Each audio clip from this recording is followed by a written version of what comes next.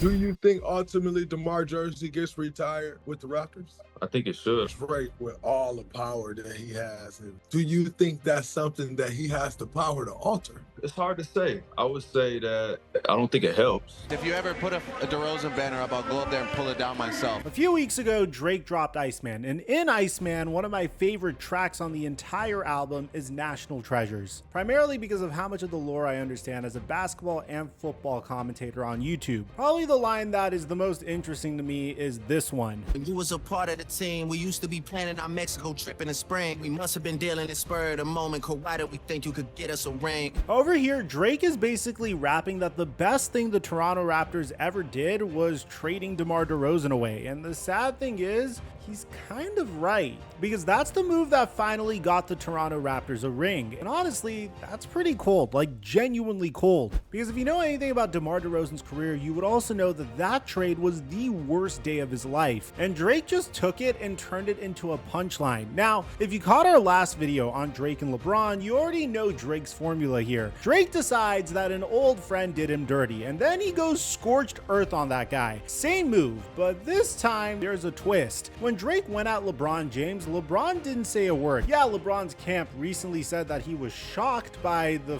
fact that Drake was going at him, but LeBron himself didn't say a word. He just let it ride. He took the high road, and honestly, he's way too media trained to deal with Drake's antics. But when Drake went at DeMar DeRozan, it was a much different story. DeMar did fight back on camera with a straight face, and the way he did it might be funnier than the way Drake did him. So this is the story of how two guys built Toronto basketball together. Same city, same year, and both blew up at the exact same time. And somehow it turned into one of the pettiest beefs in the entire league. But as you guys know from my LeBron James video, you know I'll bring you guys a nuanced approach to all this. I am by no means some sort of crazy Drake stan or some sort of crazy DeMar DeRozan stan. I just think this is a very captivating story, and I'm qualified to talk about it. And by the end of all of this, I'm going to show you why Drake calling DeMar DeRozan disloyal might be one of the most ironic things that this man has ever said into a microphone. Because out of everyone that Drake is beefing with right now, DeMar DeRozan is the only individual that knows what a real betrayal feels like.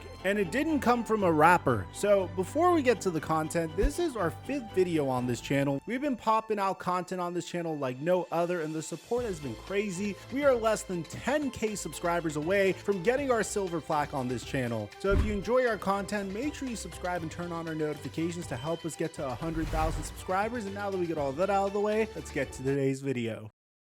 Mic check 1 2 1 2. What's going on, everybody? So here's the detail that makes this entire situation kind of wild. Back in 2009, Drake dropped So Far Gone, the tape that turns him from the Degrassi Kid into the biggest artist that Toronto has ever produced. That same year, in the 2009 NBA draft, the Raptors select DeMar DeRozan with the 9th overall pick, a kid from USC. So you've basically got these two kids, the same city, same exact year, both about to become the face of Toronto, one on the mic and one on the court. And they came up together. Drake becomes the Raptors' global ambassador in 2013. DeMar DeRozan becomes the guy the whole franchise is built around. And for most of the 2010s, if you're talking about who put Toronto basketball on the map worldwide, it's Drake sitting courtside and DeRozan out there hooping. And these two were tight. I mean, really tight. Not industry friends posing for a photo tight. They were Toronto, both of them. And you gotta understand how big DeMar DeRozan was for that city, because it's the whole key to this story. 9 seasons in Toronto, he becomes the franchise's all-time scoring leader by dropping 13,300 points for the franchise, the most games played, the most minutes, all of it. Him and Kyle Lowry turn into one of the best backcourts in the league and one of the best bromances in the entire NBA. I don't want to understate how close DeMar DeRozan and Kyle Lowry were. They were doing commercials together, they were taking family vacations together, they dragged the Raptors to 5 straight playoff runs. But here's what really matters. DeMar DeRozan was loyal, like old school loyal. I mean, in a Damian Lillard type of way. Honestly, you don't see NBA players with this type of philosophy anymore. He never even took a meeting with another team. He made Toronto his home. And when he signed his extension in 2016, he actually took less than the max on purpose, so the team would have the money to build around him. He literally said he didn't want to put the team in a bind. And he's doing all of this while flying back and forth to LA to be with his dad, who was sick at the time. DeMar DeRozan gave Toronto everything. His prime, his money, all of it. And it's really important that you remember that and you hold on to it for this video, because the universe was about to teach this young man what loyalty really gets you in this league. And the craziest part about all of this is it had nothing to do with Drake. So on July of 2018, the Raptors just got swept out of the playoffs by, ironically, LeBron James and the Cleveland Cavaliers. And this was a recurring theme in the 2010s. The Raptors would look dominant in the regular season, meet LeBron James and the Cavaliers in the playoffs, and LeBron James and the Cavs would destroy them. So much so that LeBron James got the nickname LeBronto. So Masai Ujiri, the Raptors team president, decides it's time for what he called a culture reset, which is just a fancy way of saying, we're gonna trade DeMar DeRozan. And man, the way this went down is one of the coldest things I've ever heard in sports. So DeMar DeRozan tells his story later in an interview with Draymond Green. Pretty much went down like this. With the Vegas dinner, have a sit down and have a conversation about like, all right, we're about to give it one more shot, blah, blah, blah. And 2 days later, you get a call. That was the shit that hurt. Tell me beforehand, like, look, it's a possibility. We think about doing this. Cool. You know what I mean? And your call come from who? Masai. He tell you traded. Yeah, he calls me. So a couple of days before the trade, DeMar DeRozan flies out to Las Vegas and has dinner with the Raptors front office. And they're talking about the future, building something. He walks out of that dinner thinking that he is the cornerstone. Everything is good. Then 2 days later, Masai Ujiri calls him. And get this, Masai opens the call asking, how was the movie? Just small talk. And DeMar responds saying, the movie was cool, what's up? And Masai goes, yeah, we just traded you to San Antonio. We wanted to let you know before it drops in the morning. The craziest part about this was DeMar DeRozan, despite all of his loyalty, got traded to San Antonio for a player who said he was leaving Toronto after the year no matter what. But it's just crazy. The most loyal guy on the team finds out his 9 years in Toronto are over. A phone call about a movie. DeRozan says that he was so shook that he couldn't even think straight. He had his driver pull the car over. He gets out and he just sits on a curb outside some fast food spot trying to wrap his head around it. And the first call he makes is to Kyle Lowry, his best friend. And keep Kyle in the back of your mind because he's going to come back in this story later. The only thing DeRozan posts after the trade is an Instagram story. 6 words, ain't no loyalty in this game. Then he goes on ESPN and straight up says Toronto lied to him. And when Masai tries to call it a miscommunication, DeMar DeRozan shuts that down on the spot, saying that he got blindsided. His exact words was, I was really stuck. I couldn't think for a second because it just didn't feel real. And the saddest part for DeRozan was this trade was the exact trade that resulted in the Toronto Raptors winning a championship. Kawhi comes to Toronto, hits that crazy 4-bounce buzzer beater over the Philadelphia 76ers, makes Joel Embiid cry, wins the entire thing in 2019 in one of the greatest seasons we've ever seen from a basketball player and from Kawhi Leonard in NBA history. The entire city is losing their minds, and DeMar DeRozan's not there for any of it. He's watching the team he gave 9 years to win it all the year after they dumped him. And you know what he said about that? In an interview with Taylor Rooks, he said even after getting blindsided, even after everything, he said he was rooting for them anyway because Kyle Lowry was still on the team. That's who DeMar DeRozan is as a person. So when we get to the part where Drake calls this guy disloyal, just keep all of this in the back of your head because DeMar already learned what loyalty is worth in this business in the hardest way there is to learn. He does not need a lecture about it from a rapper who got his feelings hurt over a concert.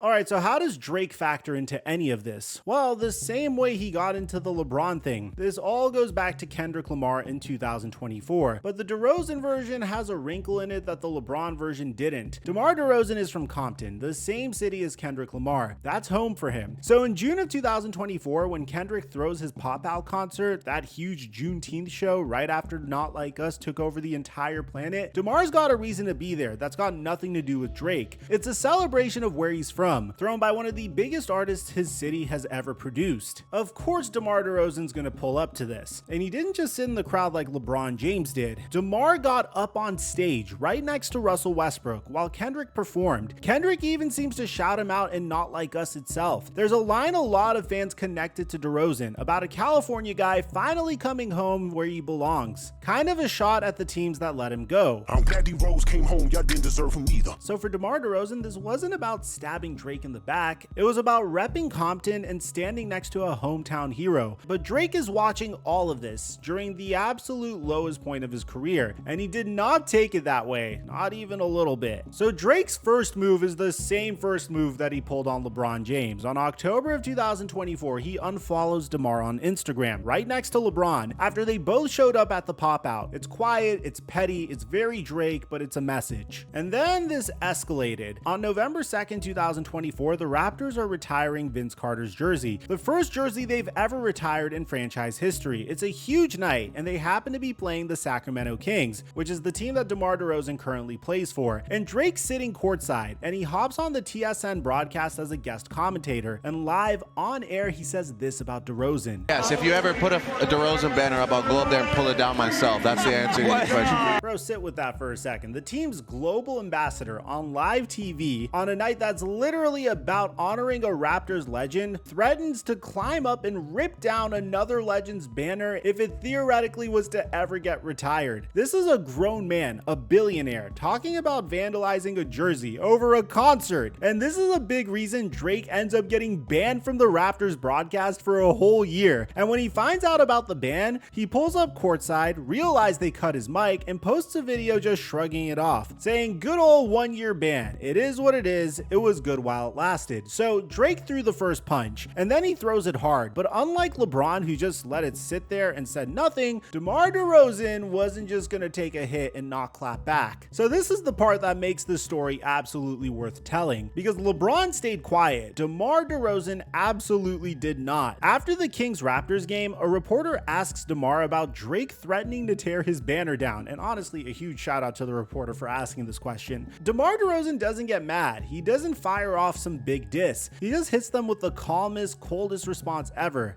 Well, he gonna have a long way to climb to take it down, so tell him good luck.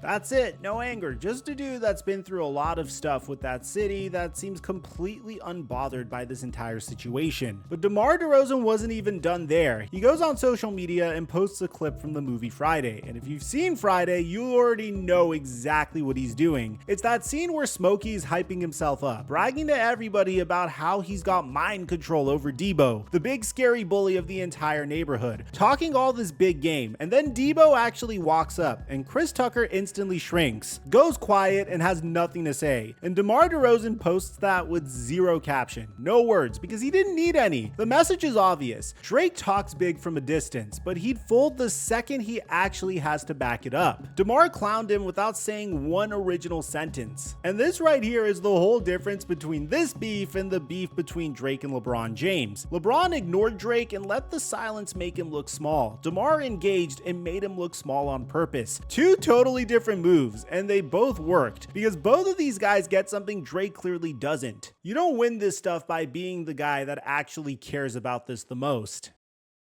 Which brings us all the way back to Iceman and the bar from the top of the video. On National Treasures, Drake takes his shot at DeRozan by celebrating that 2018 trade, the one that sent him to San Antonio for Kawhi and led to a championship. Drake's basically rapping that getting rid of DeRozan was addition by subtraction, that the best thing the Raptors ever did was ship him out. And think about what Drake is actually doing here. We just spent this whole video going through how that trade was the most painful, most traumatic moment of DeMar's career. The midnight phone call, the curb, ain't no loyalty in this game, watching the championship from the outside, that's his deepest wound. And Drake, a guy who's supposed to be a Toronto brother who came up in the same city the same year, reaches right into that wound and uses it as a flex on a rap song. That's not even a clever diss in my opinion, that's just cruel. And here's where Kyle Lowry gets into this story. The guy he called from that curb shared Iceman onto his Instagram story when it dropped. So it's as if Kyle Lowry is co-signing it, and the Raptors official team account posted Drake's frozen courtside seats with the caption "Froze the City." So now DeMar's best friend in the world and the franchise that blindsided him are both out here backing the album that's dissing him. The loyalties in this city are a complete mess, and somehow DeMar's the odd man out in his own story again. So let's take a step back here for a second, because this ties into everything we talked about in the LeBron video. Drake's got a pattern. He decides somebody wasn't loyal enough, enough, and then he comes after them in public. LeBron, DeRozan, the list just keeps growing. But the DeMar situation shows you something that the LeBron situation didn't. Drake picked the absolute worst person to call disloyal, because think about who DeMar DeRozan actually is. He's the guy who took less than the max to keep his team good, the guy who never even took a meeting somewhere else, the guy who gave Toronto 9 years, became their all-time leading scorer, and made the city his home, and then got blindsided at midnight and shipped out anyway. And even after all of that, he still said he was rooting for them in the finals because of his best friend Kyle Lowry, who co-signed the album that Drake dropped dissing DeMar DeRozan. This man knows loyalty and betrayal on a level that Drake can only rap about. He lived the real version of it. So Drake calling him disloyal over a concert in his own hometown, it's kind of funny, and it shows how sensitive Drake can be. It's like getting a lecture about heartbreak from your buddy who has never held down a serious relationship. And there's one more thing in all of this. DeMar DeRozan isn't just respected as a player, he's genuinely one of the most loved dudes in the entire NBA. Back in 2018, he opened up publicly about dealing with depression, and that legit changed the entire conversation around mental health in pro sports. Players all over the league said he's the reason it felt okay to even talk about that stuff. Everybody likes DeMar DeRozan. Nobody's got a bad word to say about him. So when Drake goes out of his way to come at him, it doesn't make DeMar look bad. It makes Drake look like he's swinging at the one guy that the whole world is rooting for. Here's my honest take on it. LeBron could afford to ignore Drake because he's LeBron. He's untouchable. DeMar could afford to fire back because he's got nothing to prove and nothing to lose. He already survived something way worse than anything Drake could ever say about him. And the thread running through both of these stories is the same one from the LeBron video. All the pettiness, all the hurt feelings, all the energy, it's all coming from one side, and that's Drake's side. So where's all of this right now? DeMar is still in Sacramento. He's still hooping. He's still completely unbothered. And about that banner Drake said he'd tear down, it's gonna go up eventually. Come on. DeMar DeRozan is the Raptors' all-time leading scorer. He's franchise royalty. The same way Vince Carter had a messy exit and got booed for years before Toronto finally retired his jersey, DeMar's number is gonna hang in those rafters one day too, whether Drake likes it or not. And when it does, that whole "I'll pull it down myself" thing is gonna age as well as, well, when LeBron said this.